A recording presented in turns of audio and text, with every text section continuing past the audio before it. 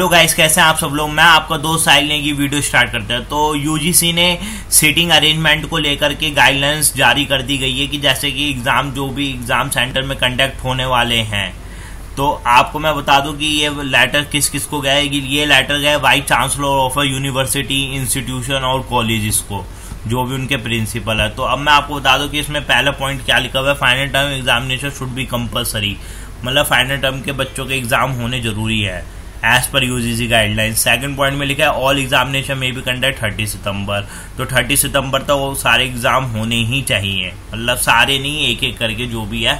और third point में लिखा है कि लार्ज नंबर ऑफ स्टूडेंट को एग्रीड कर दिया गया है कि वो अपने फाइनल एग्जाम दे सकते हैं, या फिर अगर जो नहीं देना चाहते तो उनको स्पेशल चांस दिया जाएगा।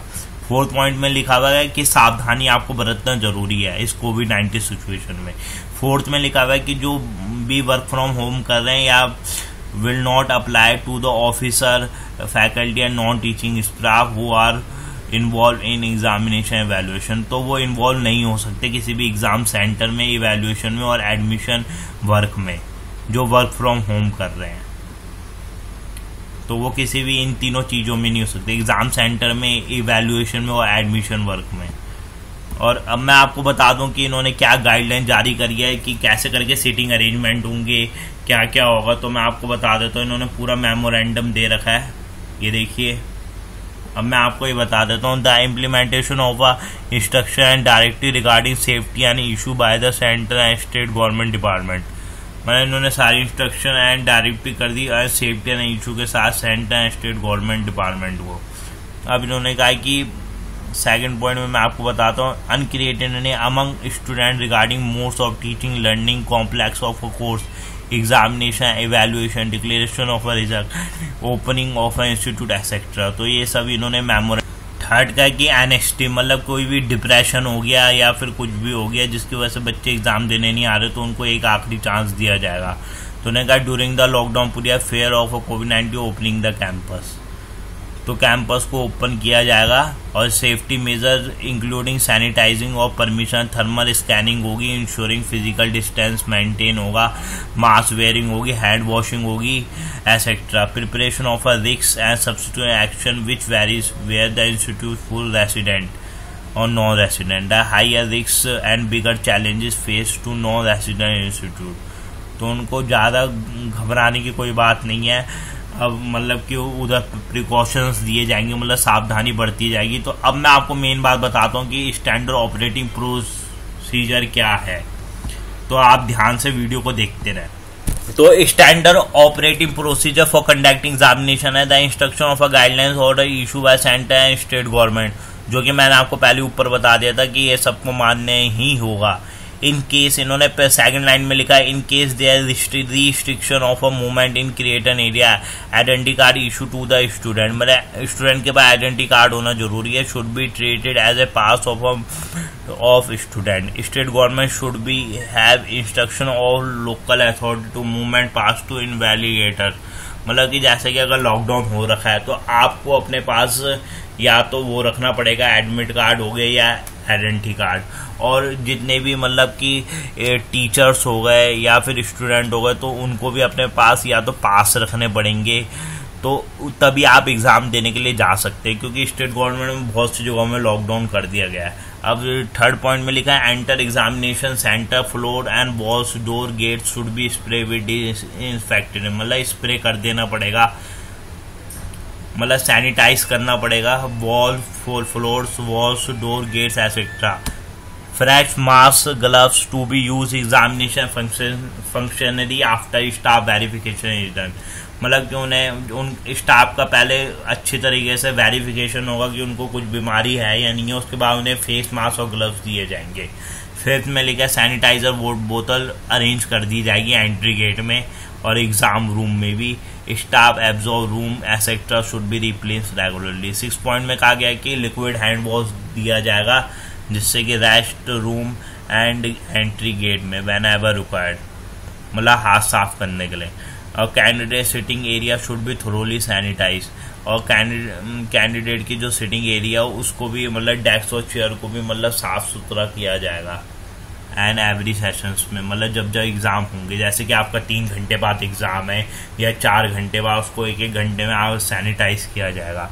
All the washroom should be clean and disinfected, और सारे वॉशरूम को क्लीन और डिसइंस्पेक्टेड किया जाएगा। 9 पॉइंट में लिखा है all doors handle and staircase railing lift button etcetera should be disinfected, मतलब सारे डोर हैंडल्स को भी वही किया जाएगा, सैनिटाइज किया जाएगा। व्हील चेयर भी प्रेजेंट करी जाएगी, अगर किसी को इन्फेक्शन हो चुका है तो उसे लेकर के मतलब डॉक्टर के पास ले जाएंगे, पर ऐसा नहीं है। 11 पॉइंट सबसे मेन इंपॉर्टेंट है कि थरस बीन भी क्लीन किया जाएगा, जैसे कूड़ा फेंकने मतलब कूड़ेदान को भी क्लीन कर दिया जाएगा। और 12th नंबर पे लिखा है staff verification as self declaration as suggest below must be as soon they reported the centre, में स्टाफ की वेरिफिकेशन की जाएगी और उन्हें एक मतलब मेडिकल लेटर देना पड़ेगा कि हमें कोई बीमारी नहीं है, हमें कोई जुकाम या वो नहीं है, तभी उन्हें अंदर घुसने दिया जाएगा। Exam functionary must submitted self declaration about the health status, exam centre को मतलब जो भी है उसे सेल्फ डिक्लेरेशन देना पड़ेगा हेल्थ स्टेटस का। Thermogun temperature check must be done staff entrance point, thermogun जो नहीं होती उससे मतलब स्टाफ को चेक किया जाएगा कि उन्हें कोई मतलब उनका टेम्परेचर हाई तो नहीं है या लो तो नहीं है। If any examination function falls to meet self declaration criteria और थर्मल गन चेक, मतलब कि अगर एग्जाम फंक्शनरी मतलब फेल हो जाती है चेक करने में या कुछ भी गड़बड़ होती है तो he will ask to leave the exam centre immediately, तो उसे भगा दिया जाएगा। मतलब कि स्टाफ मेंबर जो है जो मतलब एग्ज़ाम कंडक्ट कराने आया उसको मतलब घर भेज दिया जाएगा और उन्हें मतलब कि बोल दिया जाएगा कि आप एग्ज़ाम सेंटर में रह नहीं सकते हो। अगर वो किसी तरह का सब मतलब पाया गया कोरोना पॉजिटिव पाया गया तो उसे भगा दिया जाएगा। और इसमें लिखा है कि exam functionally needs to wear the mask और ग्लोव्स एट ऑल टाइम, मतलब इसमें लिखा है कि आप जब भी एग्ज़ाम देने जाओ तो आपको मास्क लगा के और ग्लव्स पहन के रहना पड़ेगा। ये सिर्फ उनको कहा गया जो मतलब स्टाफ है जो वहाँ पे रहेंगे एग्ज़ाम सेंटर के अंदर। और 13 पॉइंट में लिखा है cleanness and hygienic condition as per safety and health advisory, मतलब क्लीननेस जरूरी होना चाहिए ही चाहिए, क्लीननेस के बिना कोई काम नहीं हो सकता। 14 पॉइंट में लिखा है proper significance symbol poster etcetera, मतलब कि उन्होंने हर तरीके के सिंबल्स या सिग्नेचर पोस्टर लगा सकते हैं ताकि सोशल डिस्टेंसिंग फॉलो कर सकें। 14 पॉइंट में ये लिखा हुआ है। अब मैं आपको बता दूं इसके बाद क्या है कि आरोग्य सेतु ऐप होना जरूरी है, डाउनलोड करना। 16 में लिखा है कि arrangement of a thermal scanning, वही जो मैं आपको पहले बताया था, सैनिटाइजर फेस मास्क का होना जरूरी है। 17 का कि क्राउड नहीं होना चाहिए एंट्री और एग्जिट पॉइंट में, मतलब कि भीड़ भाड़ नहीं होनी चाहिए। 18 में लिखा हुआ है ओपन ऑल द गेट्स और एंट्री एंड एग्जिट, मतलब कि ऑल गेट्स की एंट्री और एग्जिट में मतलब कुछ भी नहीं होना चाहिए मोर देन 1 गेट, उन्होंने कहा सारी गेट को आप ओपन रख सकते हैं। 19 पॉइंट कहता है कि senior staff should be monitor entry and exit, जो सीनियर वहाँ के जो सीनियर स्टाफ होंगे वो एंट्री एग्जिट को मॉनिटर करेंगे, मतलब देखेंगे कि क्या हो रहा है क्या नहीं हो रहा। They should properly mask 2 metre distance when the student stand, मतलब कि वो बच्चों से बोलेंगे कि आप 2 मीटर की दूरी मेंटेन करके रखें और सोशल डिस्टेंसिंग का पालन करें। Open of a college student should permit 1 by 1, student को एक एक करके अंदर भेजेंगे। थर्मल स्कैनिंग होगी स्टूडेंट की, wear of a face mask and sanitising of a hand.